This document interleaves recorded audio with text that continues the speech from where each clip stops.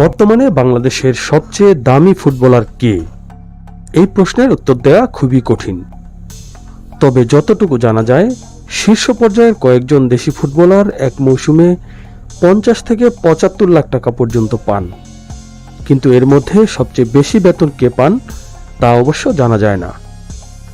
কারণ বাংলাদেশের শীর্ষ পর্যায়ের ফুটবল ক্লাবগুলো দলবদলের সময় খেলোয়াড়দের কত দামে দলে ভেড়ান তা কখনোই প্রকাশ করা হয় না। ফুটবলার বা ফুটবল ফেডারেশনও বিষয়টি গোপন রাখে। ফলে ঘরোয়া ফুটবলে বর্তমানে সবচেয়ে দামি খেলোয়াড় কে তা স্পষ্টভাবে জানা যায় না। কিন্তু সব দিক বিবেচনা করে বাংলাদেশের ফুটবলারদের মধ্যে এই মুহূর্তে কার দাম সবচেয়ে বেশি হওয়া উচিত, এই প্রশ্ন করা হলে এক একজন হয়তো এক এক বিবেচনায় উত্তর দিবেন। তবে ফুটবল প্রেমীদের এই হিসাব নিকাশ সহজ করে দিয়েছে transfermarket.com। বিশ্বের প্রায় প্রতিটি লিগে খেলা ফুটবলারদের পারফরমেন্স বিশ্লেষণ করে তার সম্ভাব্য ট্রান্সফার ফি নির্ধারণ করে এই ওয়েবসাইট। ট্রান্সফার মার্কেটের বাজার দরে আছে বাংলাদেশের 500 ফুটবলারের তালিকা।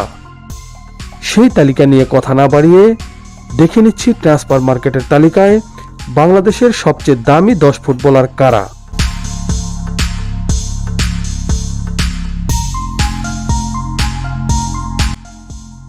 বাংলাদেশের সবচেয়ে দামি খেলোয়াড়ের তালিকায় 10 নম্বরে আছেন চট্টগ্রাম আবাহনীর লেফট ব্যাক মনির আলম। 21 বছর বয়সী এই ফুটবলার 2019 সালে মুক্তিযোদ্ধা থেকে চট্টগ্রাম আবাহনীতে যোগ দেন। 1 বছর আগে ট্রান্সফার মার্কেটের হিসাবে মনিরের দাম ছিল 1 লাখ ইউরো। গত মৌসুমে তার পারফরম্যান্সের কারণে এখন তার মূল্য দাঁড়িয়েছে 1,25,000 ইউরো বা বাংলাদেশি 1,22 লাখ টাকা। দামি ফুটবলারের তালিকায় 9 নম্বরে জাতীয় দল ও বসুন্ধরা কিংসের মিডফিল্ডার মোহাম্মদ ইব্রাহিম। 2 বছর ধরেই দ্রুতগতির এই ফুটবলারের মূল্য 1,25,000 ইউরো বা বাংলাদেশি মুদ্রায় 1,22 লাখ টাকা। 8 নম্বরে আছেন জাতীয় দল ও শেখ রাসেল ক্রীড়াচক্রের ডিফেন্ডার রহমত মিয়া। 22 বছর বয়সী এই ফুটবলারের দামও 1,25,000 ইউরো বা 1,22 লাখ টাকা। যদিও একসময় ট্রান্সফার মার্কেটে তার মূল্য 1.5 লাখ ইউরো পর্যন্ত উঠেছিল।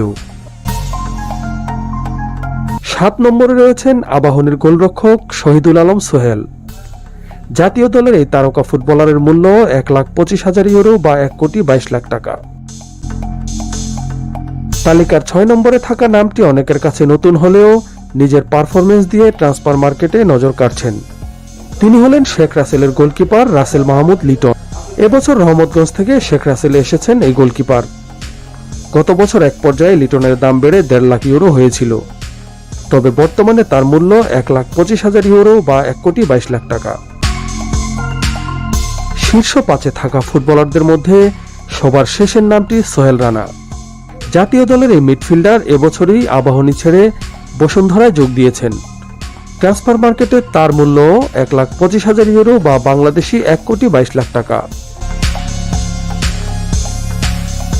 অনেকের বিবেচনায় বাংলাদেশের সবচেয়ে দামি ফুটবলার হওয়ার দাবিদার হলেও ট্রান্সফার মার্কেটের হিসাবে 4 নম্বরে আছেন জাতীয় দলের ক্যাপ্টেন জামাল ভুঁইয়া। আগের 6 জনের মতো তার দামও 1,25,000 ইউরো বা 1,22 লাখ টাকা। বাংলাদেশিদের মধ্যে তৃতীয় দামি ফুটবলারের নাম তপু বর্মন। জাতীয় দল ও বসুন্ধরা কিংসের রক্ষণভাগ সামলানো দেশ সেরা এই ডিফেন্ডারের মূল্য 1,50,000 ইউরো বা 1,46 লাখ টাকা। মাত্র 18 বছর বয়সেই মূল্যবান বাংলাদেশি ফুটবলারের তালিকায় দ্বিতীয় স্থানে জায়গা করে নিয়েছেন ইয়াসিন আরাফাত। সাইফ স্পোর্টিং ক্লাব থেকে এবছরই বসুন্ধরায় যোগ দিয়েছেন জাতীয় দলের এই ডিফেন্ডার। ট্রান্সফার মার্কেট তার মূল্য ধরেছে 1,75 লাখ ইউরো, বাংলাদেশি মুদ্রায় যা দাঁড়ায় 1,70 লাখ টাকা। বাংলাদেশের সবচেয়ে দামি ফুটবলার এখন আনিসুর রহমান জিকো। 24 বছর বয়সী এই গোলকিপার গত 2 মৌসুম ধরে খেলছেন বসুন্ধরা কিংসে। ক্লাবের পাশাপাশি জাতীয় দলের গোলবারের নিচেও দুর্দান্ত খেলছেন জিকো। দারুণ দারুণ সব সেভ করে দক্ষিণ এশিয়ার ফুটবলে এরই মধ্যে হয়ে উঠেছেন তারকা। আর ট্রান্সফার মার্কেটেও উপরের দিকে উঠছে তার দামটা। এই মুহূর্তে জিকোর সম্ভাব্য মূল্য 2 লাখ ইউরো, বাংলাদেশি মুদ্রায় যা দাঁড়াবে প্রায় 1,95 লাখ টাকা। এই ছিল বাংলাদেশের সবচেয়ে দামি 10 ফুটবলারের তালিকা। ভিডিওটি আপনাদের কেমন লাগলো কমেন্ট করে জানাবেন, ভালো লাগলে শেয়ার করবেন। আর নিয়মিত বাংলাদেশের ফুটবলের নানা তথ্য পেতে সাবস্ক্রাইব করবেন চ্যানেলটি। ধন্যবাদ, ভালো থাকবেন সবাই।